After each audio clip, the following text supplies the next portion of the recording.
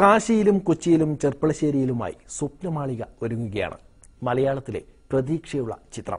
വ്യത്യസ്തമായ പ്രമേയത്തിലും പശ്ചാത്തലത്തിലുമാണ് ചിത്രം തയ്യാറാകുന്നത്. ഡോക്ടർ അപ്പുനായർ പല്ലാട്ട് എന്ന ലോകപ്രശസ്ത ഓങ്കോളജിസ്റ്റായി മോഹൻലാൽ പ്രധാന വേഷത്തിലെത്തുന്ന ചിത്രമാണ് സ്വപ്നമാളിക. കുട്ടികൾക്കായി ഒട്ടേറെ ചിത്രങ്ങൾ സംവിധാനം ചെയ്തിട്ടുള്ള KA ദേവരാജിന്റെ ബിഗ് ബജറ്റ് ചിത്രമാണിത്. ഏറെ പ്രശസ്തമായ പല്ലാട്ട് തറവാട്ടിനെ കേന്ദ്രീകരിച്ചാണ് കഥ തുടങ്ങുന്നത് കാശിയിൽ നിന്നാണ്.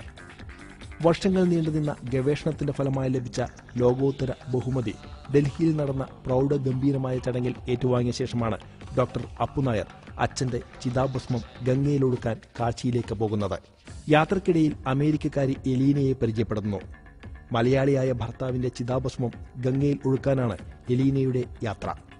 യാത്രയ്ക്കൊടുവിൽ അമ്മാവനായ ശേഖരന്റെ സാന്നിധ്യത്തിൽ അപ്പുനായർ എലീനയെ തറവാട്ടിലേക്ക് ക്ഷണിക്കുന്നു.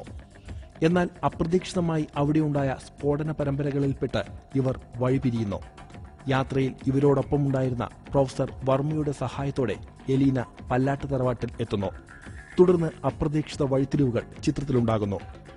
സുരേഷ് ബാബുവും സംവിധായകൻ KA ദേവരാജും ചേർന്നാണ് ചിത്രത്തിന്റെ തിരക്കഥ രചിച്ചിരിക്കുന്നത്. മോഹൻലാലിനൊപ്പം ഇന്നസെന്റ്, ജഗതി ശ്രീകുമാർ, അഭിലാഷ് എന്നിവർ അഭിനയിച്ചിരിക്കുന്നു.